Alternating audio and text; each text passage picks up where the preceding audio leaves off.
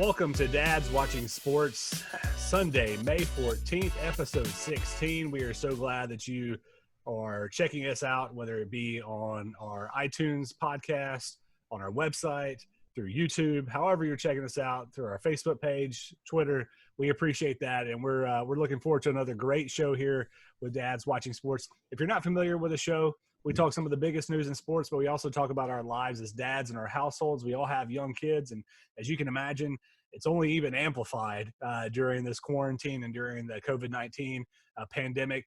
But we're excited that you're a part of the show. Michael Draper, Kyle Castles, Matt Kirk, as always. And, you know, we also have some special guests along the way. Sometimes we just keep it with the three amigos, but a lot of times we bring in a special guest so we can get some additional opinions, some additional input. And then also, you know, we try to have some really cool guests that can talk about the things that they do in their lives, how it kind of correlates to our podcast, and then also how it correlates to their life as a dad. And today is no exception whatsoever, as we've got Peter Breeden.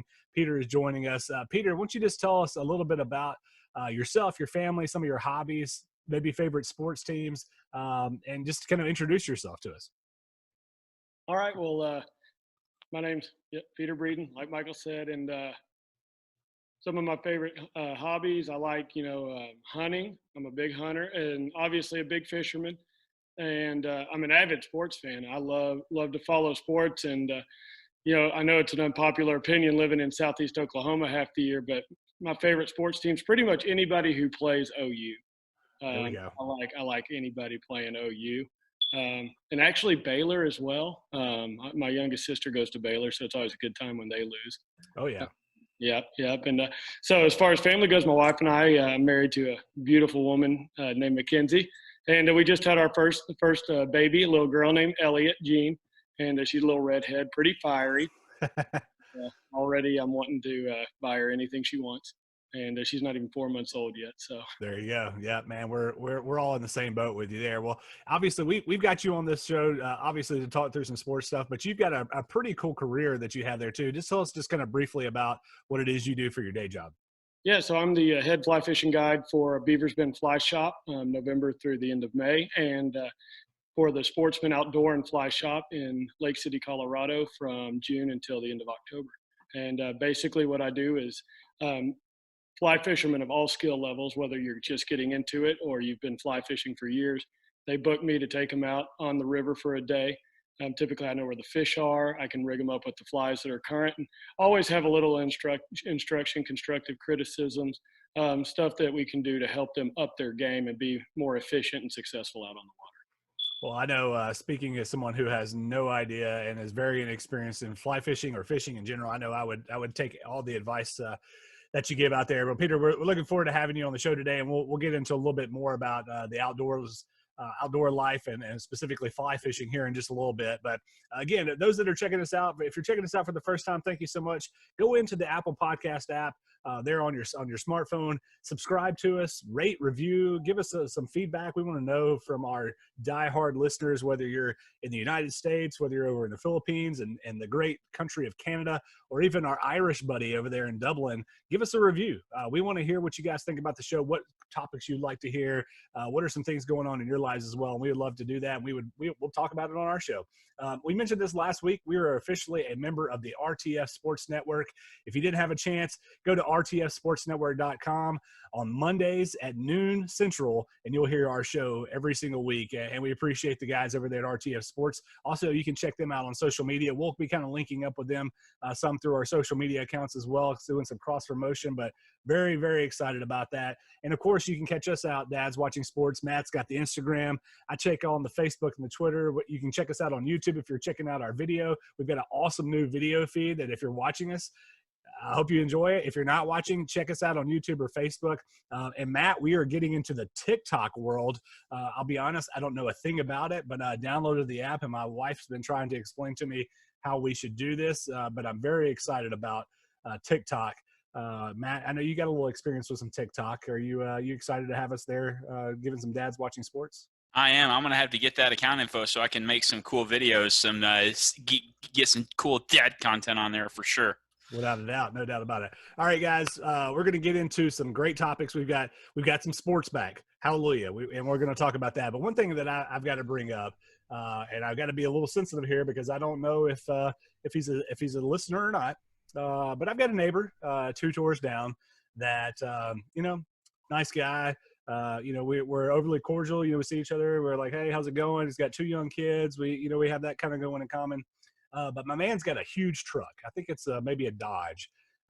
And for whatever reason, our driveways are a little bit on the slant. Not too bad, not nearly as bad as yours, Kyle, but it's a little bit on the slant. And for some reason, my man just can't seem to pull all the way up in his driveway.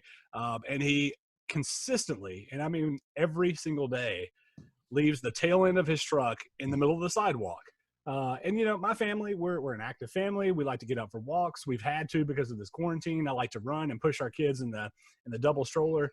And it drives me insane every time we're coming around to their house and there's his truck parked right in the middle of the sidewalk, which means we have to get out in the middle of the street and then get back on the sidewalk. So guys, Kyle, I'm going to put it to you first. Should I mention it to him and say something? So here's the thing. You've never been one to drive. I've known you since 5th grade or 6th grade, somewhere in there. You've never been one to drive a big truck, so you don't understand what it's like. Well, let me fully explain this. He leaves 20 feet of room in front of his truck between his truck and the house, at least 20 feet. Pull up 5 more feet, my man, and give us our sidewalk. Okay. I didn't know. I remember your driveway being a little bit short, but maybe it's longer than I remember. If that's the case, yes, say something. But don't do it. We've had some neighbors leave notes in our anonymous notes in our mailbox. No, don't be that guy. I'm not going to be that guy. Knock on the door and say, hey, man, like this can't happen anymore. All right. So, Matt, another detail I left out is my good neighbor here, who's just a wonderful person, and he's a great neighbor other than the fact that he can't park correctly, works for the sheriff's office here in the town that we live in. So again, what do you think? Do I bring something up to him, or do I just kind of let it slide and continue to walk in the street? Man, as you guys know, I'm an avid walker. I'm out every day. This happens in my neighborhood all the time. Yep, bring it on. Come on. There's actually a guy with a Ford truck, and I don't like Fords as it is. I'm sorry, Peter. But I want to buy him some truck nuts and put on the back of his truck. I think that's what we should do to him. Yeah, well, we'll see what happens. I'll give you guys an update next week on what we end up going with. But man, it drives me crazy. And I wanted to take a picture and show it on the show, but I was like, you know what, that's probably crossing that line a little bit too much. But I'll maybe have an update on the parking gate coming up in the next couple of weeks. All right, guys. Sports are back. Live sports are back. Praise God, because now we have something to watch. We have something to talk about. Matt, I know you're excited. We've had a couple of NASCAR races here within the past couple of weeks. We'll get started with that. I'm going to be honest with you. I'm a big sports fan. I've always found myself a huge sports fan, and have been in complete denial during this quarantine where we haven't had sports. But Matt, I'm gonna be honest with you, man. NASCAR just doesn't do it for me, and it hasn't even drawn me back in, even though we haven't had sports in a couple of months. But I know you're glued in. What have you thought about the latest in the NASCAR races with coming back for live sports? I'm excited about it myself. There aren't fans. It's probably honestly the safest sport you can do this with besides golf, because the people are going to keep their distance and they're going so fast.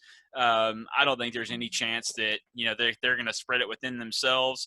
I will say that they have had to trim their pit crews pretty hard. And, when they're at home, they can't have as many people there to work on their cars. So it has given them some constraints into that regard.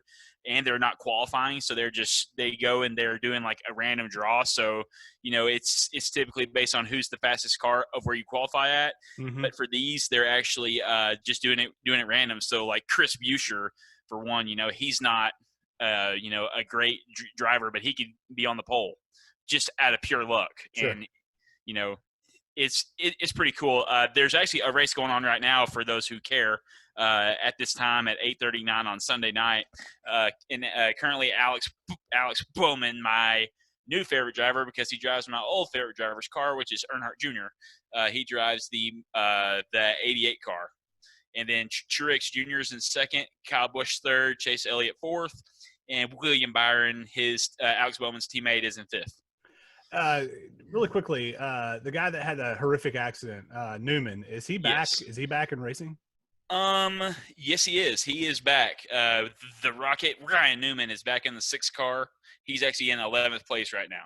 Man, that's unbelievable given what it could have been with that wreck. Peter, we've got NASCAR back. We've had some golf action back as well. I mean, what's it been like for you finally seeing some live sports on TV? Oh man, it's been nice. I mean, being able to come home, get off the river, and I'm not really one to watch the news. So in the past, my getaway has been watch some sports, turn on some baseball, and catch the end of the game. That's been historically what I've done this time of year, and yeah, been suffering without it. Been unfortunately getting a lot more addicted to video games and stuff. So I can kind of, I know that Kinsey and the baby, I can kind of get back off the video games a little bit, and tune into some games, maybe pause that game and go help out with the baby. Been able to get back in and catch up. Still watching baseball. So it's been nice. Absolutely. Kyle, I know you checked out some of the golf today, specifically the Peyton Manning and Tiger versus Tom Brady and Phil. What's been your thoughts on some of the sports that have come back so far? It was it was nice just to have a sport on TV to watch. And it was fun. I mean, the banter back and forth between those guys, it was obvious. Like Tiger and Phil had played a lot. They've gotten to know each other. They kind of went back and forth. Tom and Peyton had some lines. It was fun to watch just because, like, man, it's something. But there was some good, some good stuff. Peyton was real consistent, real solid. Kind of the way his career went, right? Exactly, absolutely.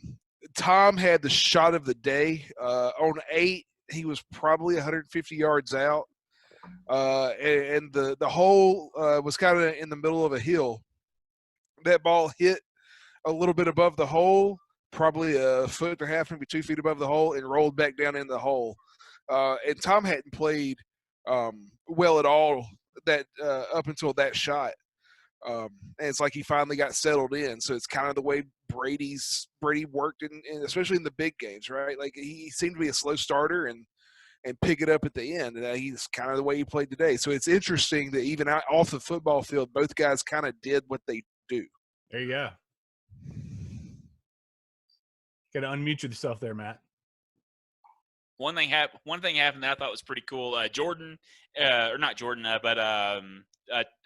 Manning and Brady went back and forth in an interview they had, and they were talking about how Peyton Manning kind of took a jab at Brady. It was saying, between him and Tiger, he counted they have 17, but Brady and Phil only have 11 between themselves. And then he was saying how Brady, was betraying the people of Boston and that they should have played their game up in Boston. Nice. So that way everyone in the area, would hate him. There you go. I thought that was all pretty funny. Peyton taking a couple of shots, not really like Mr. Manning there, who's usually, Mr. Cool, calm, and collected. Well, Peyton had to jump in and take care of his brother. I don't know if you saw Brady's tweet when Eli jumped on Twitter and said something about, just like Eli jumping in, or finally something about coming in at the fourth quarter or whatever. So it was Peyton had to take care of little brother. Yeah, got to keep it just in the family. He always does. That's right, absolutely. Guys, we got just a few minutes here before the break, so I'll get just a really quick thought from everybody, and we've really got about 2 minutes left. NHL, they've put out a playoff scenario for potentially 24 teams. Just kind of quickly, we'll just kind of go round robin here. Peter, we'll start with you, then Matt, and then Kyle. Yes or no, does that sound good to you, and do you think that we'll move forward with that in the next month? Peter. That sounds good with me. I mean, to be honest, I'm not as keyed in on the NHL as I should be, but I certainly love watching playoff hockey. That's always been historically a time I can get together with my friends and go out to hopefully a local bar if it starts to open back up, or just get together. And it's something I enjoy watching. So I think that'd be good for everybody. Matt, what about you? What's your thoughts on the 24-team playoff potentially? Man, I don't like it because those teams that worked hard for those number one coveted spots to get the bye in hockey, the 1 and 2, well, I don't guess they do that in hockey anyway. But anyway, I think that the 8 that made it in, that were there, which actually our Nashville Predators squeaked in at in their last game to get that 8 spot. So to me, no, I don't want them to expand it any more than 8. There we go. Kyle, we'll get your take on that when we come back from a break. We got to go to a quick break here, and we'll come back to Kyle's take, and then we'll talk a little bit more about some of the sports that are coming up later. But when we do come back, we're going to talk with Peter Breeden all about being a fly fishing guide and what all the outdoor fun stuff that he's got going on. We'll be right back on Dad's Watching Sports.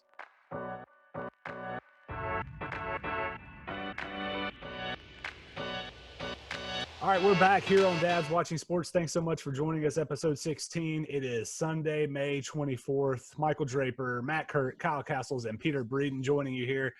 Kyle, before we left, we were talking NHL playoffs. They go on to 24 teams potentially. We talked about some potential buys, some teams that may not be in the running right now getting in anyways. What's your quick thoughts on the NHL format so far? So a 24-team playoff sounds great. I'm down. Hockey's one of those sports where if you get a hot goaltender, anything can happen. So you see more frequently like an 8 beat a 1 or a 7 beat a 2 and kind of make a run. So I think going 24, a 12 beating a 1 is very possible. Here's the problem I have. You're not going to see that 12 and 1 because what we're going to have is the top 4 teams play round robin to seed, and then the bottom 8 teams play a best of 5 series to decide who goes where. This is convoluted, and I would just play straight up based on winning percentage. I want to see that 12-1. I want to see that 2-11 because I think in hockey, like I said, if that goaltender gets hot, it could be a whole lot of fun. Yeah, and the Predators know all about that from a couple of years ago when we made the big run as the 7 or 8 seed there in the Western Conference to make the NHL Finals. So, all right, guys, we're going to shift gears. We'll get back. We'll try to get in the Major League Baseball and the NBA before the show is over with, but definitely wanted to switch gears and talk with Peter just about fly fishing and all of it. So, Peter, again, if somebody's just now tuning in or joining the show, just kind of give us just a quick little recap on where you work and kind of just an overall thoughts on what you do as a lead guide for fly fishing. Yeah, so I work half the year in southeast Oklahoma on the Lower Mountain Fork River. We're the only year-round trout stream in Oklahoma, and I work as the head guide for Beavers Bend Fly Shop. And then I'm there November through the end of May, and I live in southwest Colorado in Lake City from June to the end of October. And as the head guide, I kind of help out with the shop, manage the other guides. I get to take out typically first requests coming in for trips. But my job as a fly fishing guide revolves around getting people out on the water, no matter what their skill level, from beginners all the way through advanced, experienced people, and just showing them new tips, tricks, techniques on the river, different ways to rig their fly rods, their flies, and brushing up on their skills, helping them be efficient, proficient on the water. So when they get out on a day on their own, they know what they're doing, where they're going, and how to be successful. Nice. Matt, why don't you go ahead and unmute yourself? There you go. It's my bad. All right, Peter. So I have to ask, man, I see all these pictures you post on social media, and I just have to know, where do you catch your fish at? Oh, man, the river. Yeah, corner of the mouth. I was told by my wife that you may have a pretty funny answer for that. Yeah, my uncle. Yeah, he'd always say, right here. Yeah, that's right. There you go. Okay, so now I actually do have one thing here.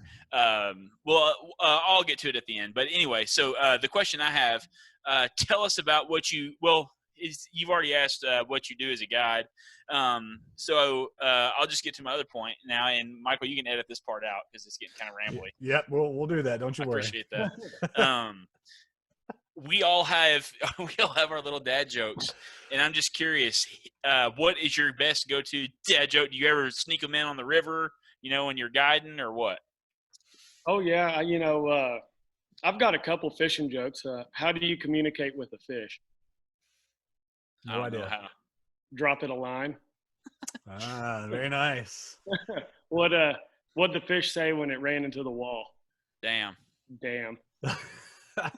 And then I've got a few longer ones that I go into, but just to kind of ease the tension out there on the water, get to know somebody. Absolutely. A lot of times That's we're cool. developing those new relationships and stuff. So For That's sure. cool. Yeah, I can say this: the times that we've gone out, you're pretty professional, pretty serious when you're out there. Which, me as your customer, I appreciate. And we catch a lot of great fish. yeah, and I'm not hesitant to take you down some pretty interesting hikes to get to some untouched water. And No, you're not. that we're successful. Sounds like there's a story there that we may have to touch on in a recap episode. Yes. Yeah, just maybe just a couple stories there. Yeah. Kyle? Yeah. So you're a fishing guide. How do you even get into something like that? Like how does that happen? Well, honestly, it just kind of fell into my lap. My family, we've been going to Lake City for a long time, and I got to know the owners of the Sportsman Outdoor and Fly Shop in Lake City, and I was looking for something to do, and I reached out to them asking if they were in need of a fly fishing guide, and they said they were, and I used that as a jumping point to get to where I am here in Broken Bow. I have a really amazing story where I met the owners of Beavers Bend Fly Shop, Eddie and Roberta, and basically they've treated me like family. They're just some of the greatest people on earth, and just developing that relationship with them. Coach mentioned he was looking for fly fishing guides. We told him that my buddy and I at the time told him that we were fly fishing guides in Colorado. If he ever needed anything, to let us know. And about a week later, he called asking if we were serious, and said yes, sir. And for about a month, we lived out of my car, taking everything that came in, and just building that reputation, trying to work hard, build a good reputation that we were willing to work and go that extra mile to put our clients on fish and just enjoy a great day in the outdoors. I mean, you're out a river, cold, clear water, or if you saltwater fly fish, you're out on the ocean. It's even if the fishing's not great, it's hard to have a bad day out on the water. Without a doubt. Yeah. I totally agree. I've gone fly fishing once. My grandparents used to live up in northwestern corner of Montana. And so there was, I forget the river, but the river that feeds, I think, Flathead Lake there. We went out on that. Me and my cousin were up there for a week during one summer, and didn't catch a fish at all. But just standing in that water and fishing with nothing else going on, it was wonderful. So let's say I decided I wanted to get into fly fishing even more than this at one time. What do I need to do to actually get started? Other than, learn how to cast, because I never quite figured that out. Well, even really before you learn how to cast, my recommendation would be go to a local fly shop. And again, I encourage a visit to a local fly shop over potentially big brand names. Because you're supporting a lot of local fly shops. Those are your mom and pop stores, but you're getting in, and those people are a little bit more forthcoming, I find, with information. So they'll get you set up. They have rod and reel starter packs that come with the reel, the line, the rod, from all sorts of different rod makers that you can buy as a pack. And again, you can get those at your local fly shops. You can go in there. They'll oftentimes set the rod, reel, and line up for you. I know we do that at our fly shops. We get it going. We'll even put a rig on there for you. So that's just what I'd encourage anybody that's getting started to do, is make their first stop their local shop. And even if you're not close to any trout streams, there's local fly shops in Dallas, Fort Worth, and they're not near any trout streams or any streams in particular. They're far away from the salt, but you can still go into that local shop such as Tailwaters and get started. And Shout out. Yeah. Shout out Tailwaters. Yeah. Oh yeah. I mean, I was trying to refrain from any name drops, but Oh no, we're trying to get sponsors, so it works. That's right. We absolutely. I just wrote that down so we can tag them after the show. We're chatting here with Peter Breeden, who's a head fly fishing guide. Peter, this show is called Dad's Watching Sports. Obviously, we are fully involved in our kids' lives, which we know you are as well. You mentioned your young daughter there. So how do you balance that? How do you balance the work life and now especially having a young child? How does that play into what I imagine is a pretty strenuous work schedule? It is. Being in the guide industry, you can't really turn down work and take set days off, because you never know when your next trip may come.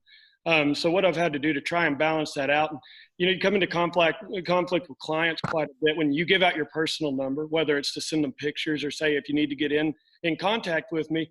But where it comes into conflict after trips is I might get 15 to 20 client messages a day when I'm off of trips, and I've had to just kind of step back from immediately answering those, which I do want to get back to those people. But at the same time, when I'm off the water, being gone all day, I need to be attentive to not just, Ellie, the baby, but also my wife, Kinsey.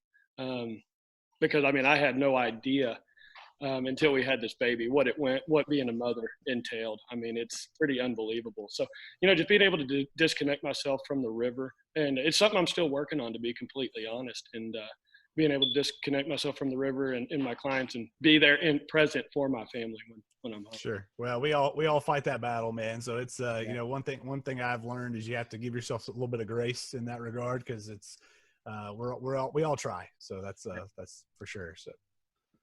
Well, and I'll tell you this, the work-life balance thing can be hard for sure, but, I can definitely give props to moms. Like with my wife's been a rock star through this whole quarantine thing and taking care of the baby while I'm working. And I feel so bad I'm not able to help her, and, at the end of the day, the clients are going to understand that you have a family, they have families, and I'm sure that, that those people are just excited, but, but anyway, I'll get off my whatchamacallit here. For sure, man. Just something off on the side of that. I've had only understanding from all of my clients. Yeah. If I get to them the next day or whatever it may be. And I've been very lucky just to develop great relationships. Or like your family and you text them like a week later, like a month later. Yeah, for sure. And even the fly shops have been great because I used to not really take many days off. Now I'm taking scheduled days off so that I can be with my family. And, Good. Understanding of that I have other priorities now that, I want to be attentive to. So. Yeah. And there are times where you're out and you obviously can't, text people back when you're out traveling international fishing. I remember you went on a trip to, I can't remember that last trip you took at Christmas, but I remember the stories you told and the pictures of the fish you took. So tell us some about some of your international travel for fishing. So I've been lucky to travel quite a few places around the world. Probably the most interesting was Mongolia.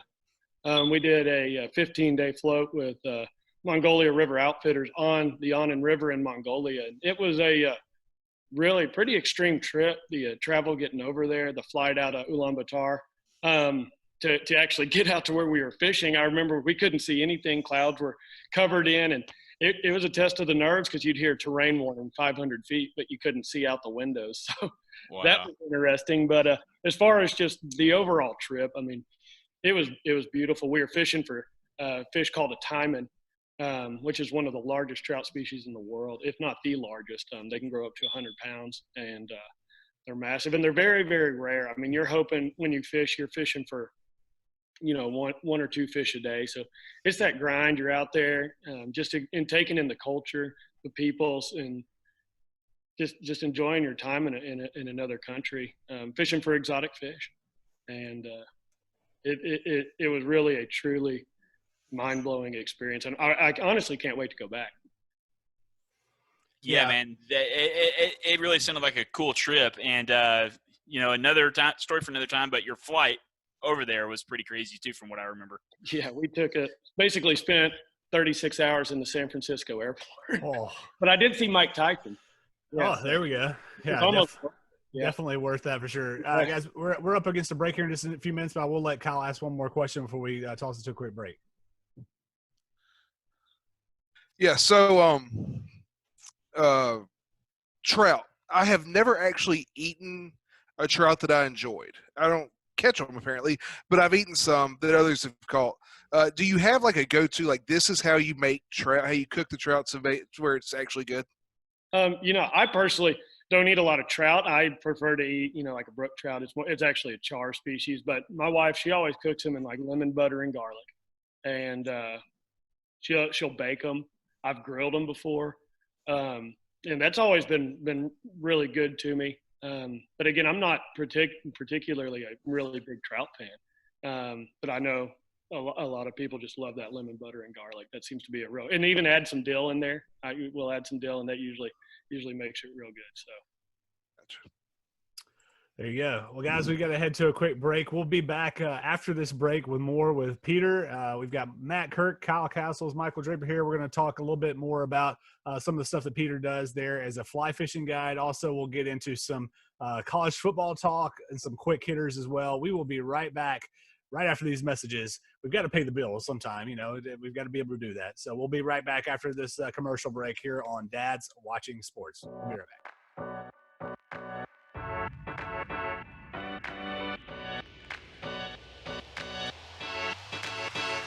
Welcome back to Dad's Watching Sports, the show all about dad life and our, we try to watch a little sports when they happen, even unless it's maybe NASCAR or something like that. But thanks so much for joining us here on the show.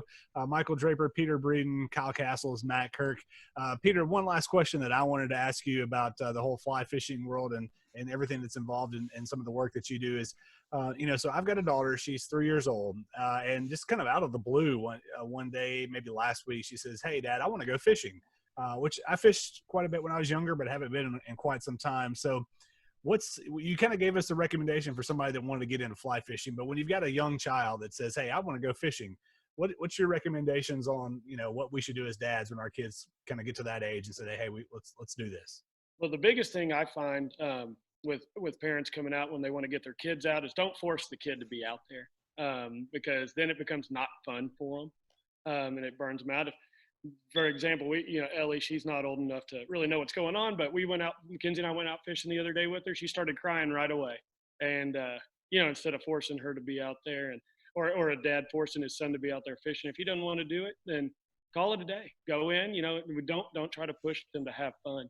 As far as gear goes, I see all the time we have little Spider-Man rods that are like 3 or 4 feet long, Barbie rods, princess rods.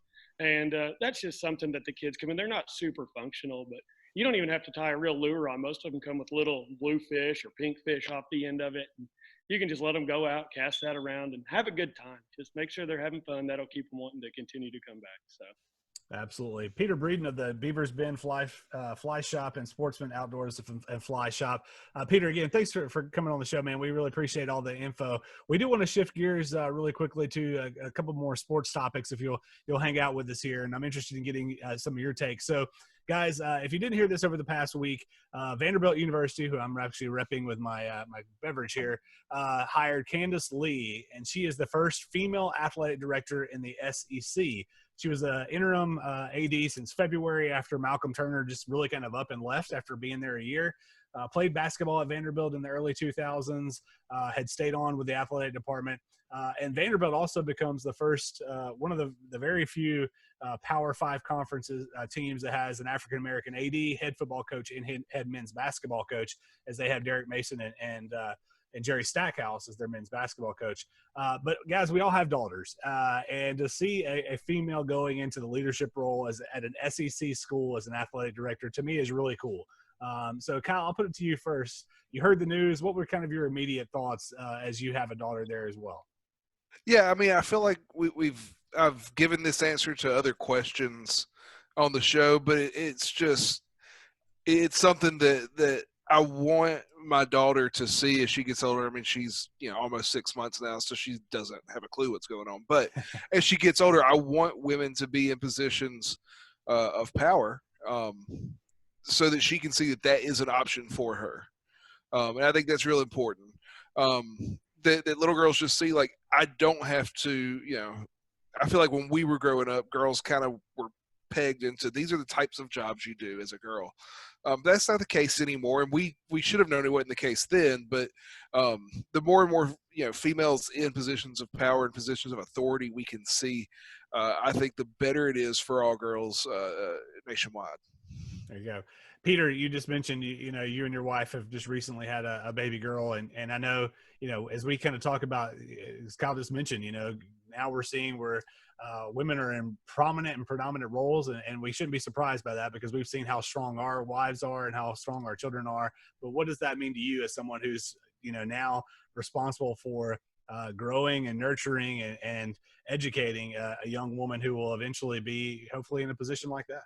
Well, like Kyle said, I mean, it shows her that, she doesn't have to set limits on what she can do. I mean, if she wants to be an athletic director, she can be an athletic director.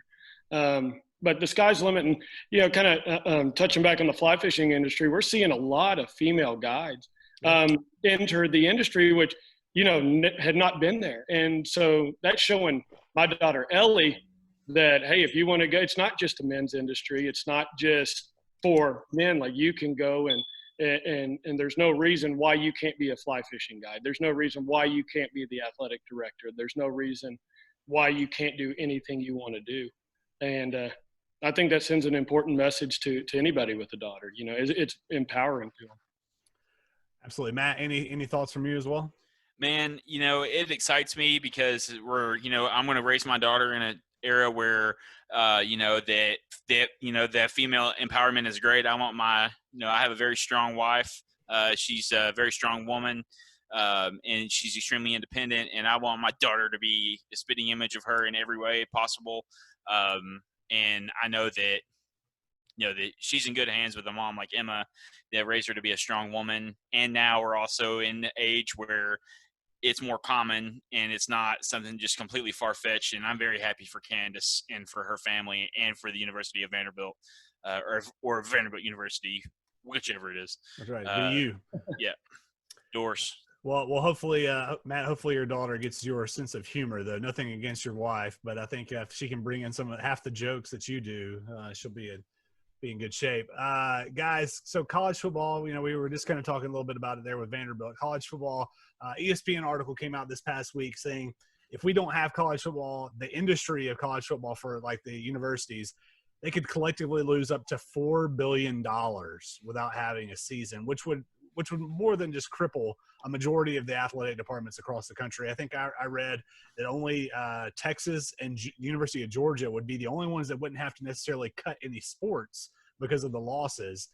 We just had this as we finished up the weekend, athletic directors voted for athletes to come back on campus starting in the month of June. So we know it kind of looks like things are trending back towards football happening.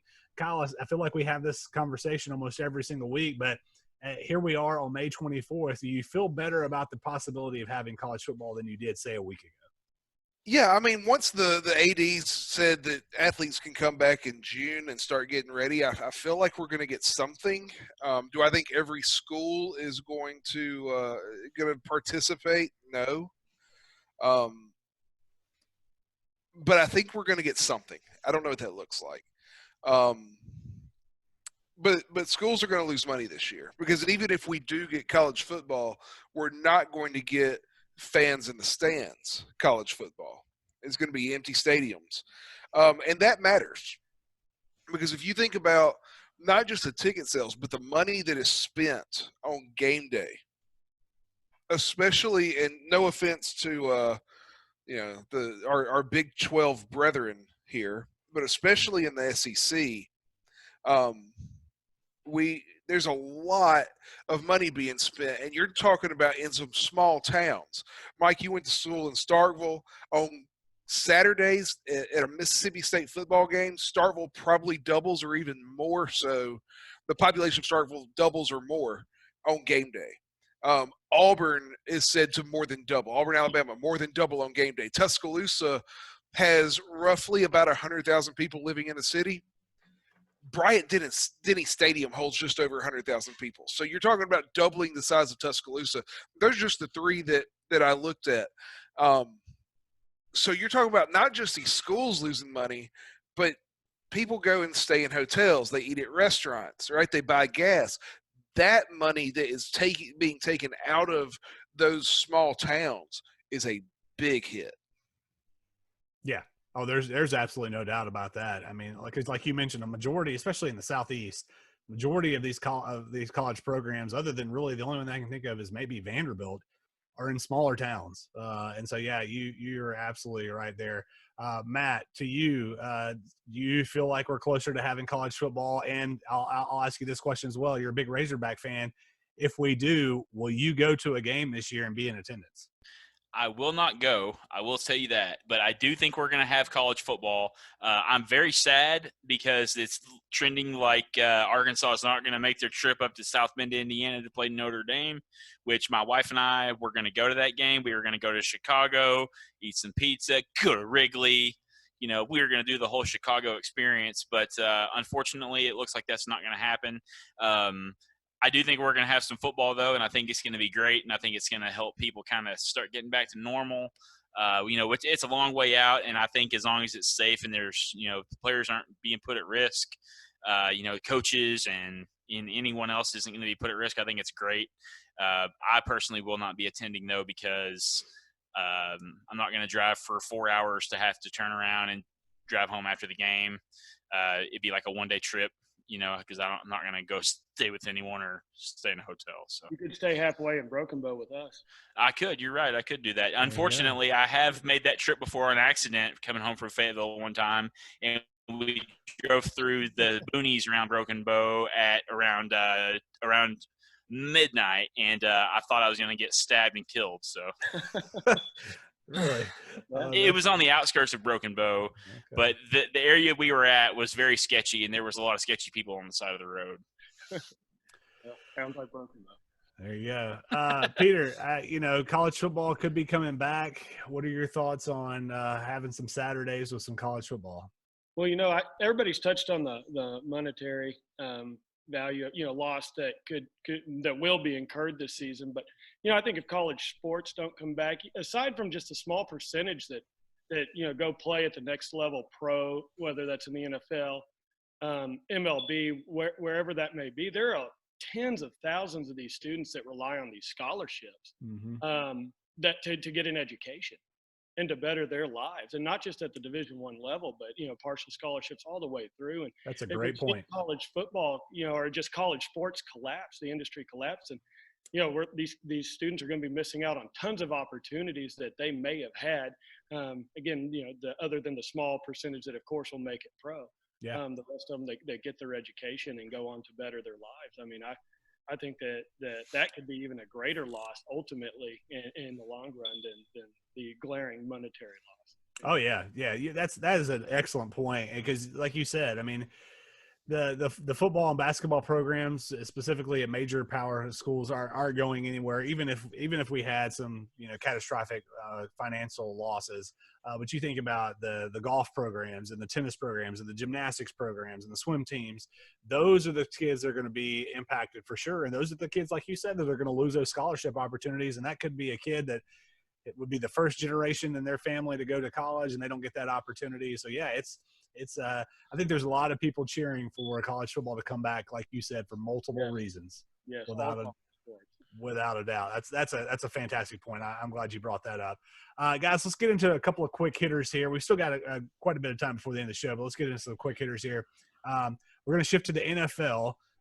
You know, we've had the draft, we've had some free agency, we've had a lot of movement going on there, and now we're really kind of starting to gear up for teams having at least who's going to be on their roster for OTAs and really kind of moving through the camps.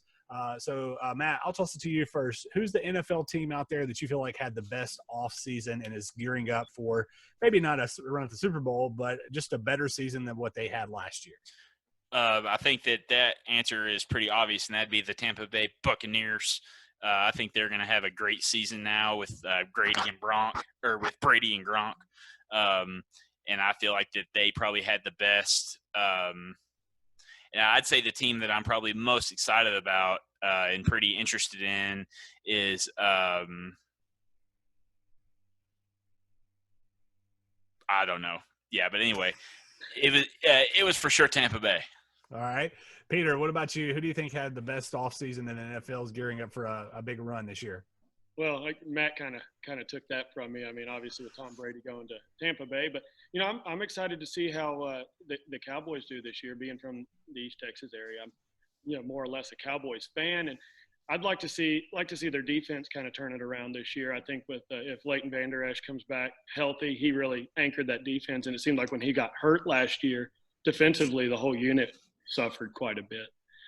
So I think if he comes back as good as he has been, that, you know, Cowboys defensively should be good. And obviously the question is going to be the quarterback. I mean, if Dak's going to play. But they got Andy Dalton.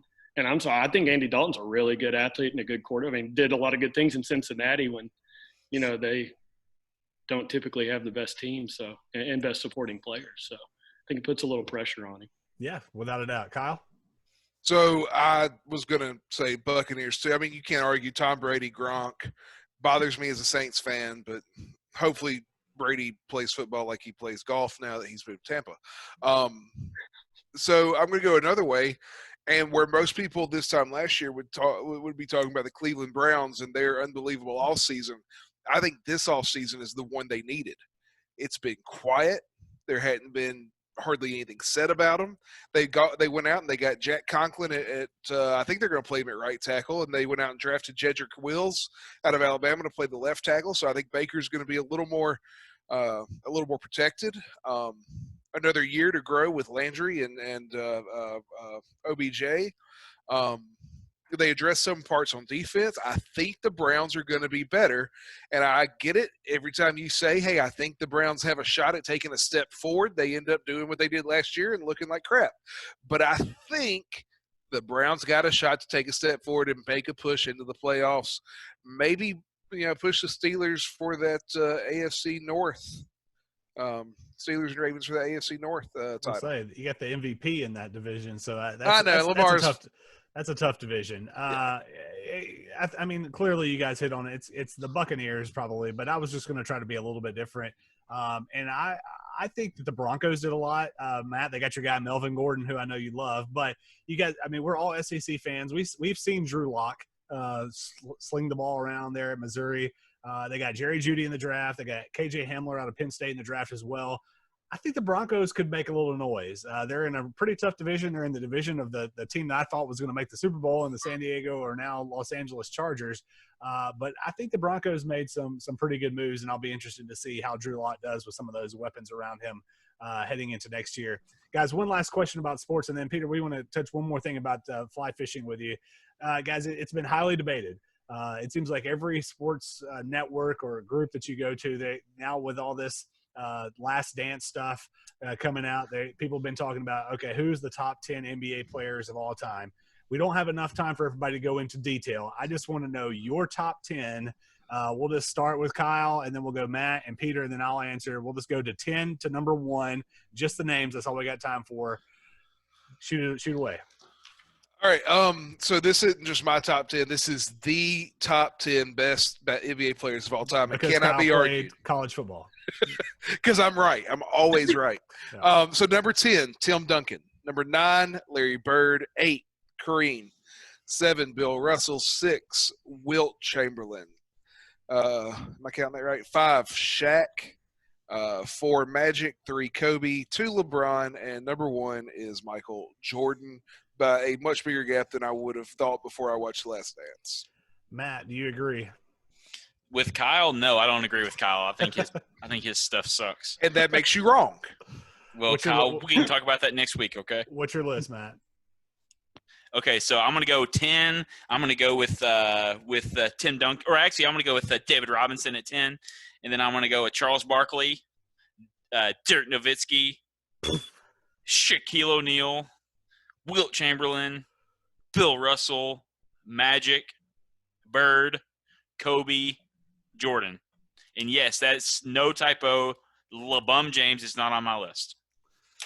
And see, this is why no one agrees with you, Matt, because you cannot say the top 10 doesn't include LeBron. That's ridiculous. I will say leaving LeBron off is one thing, and then also having Dirk in your top 10. Dirk's a great player, but he's not one of the top 10 players of all time.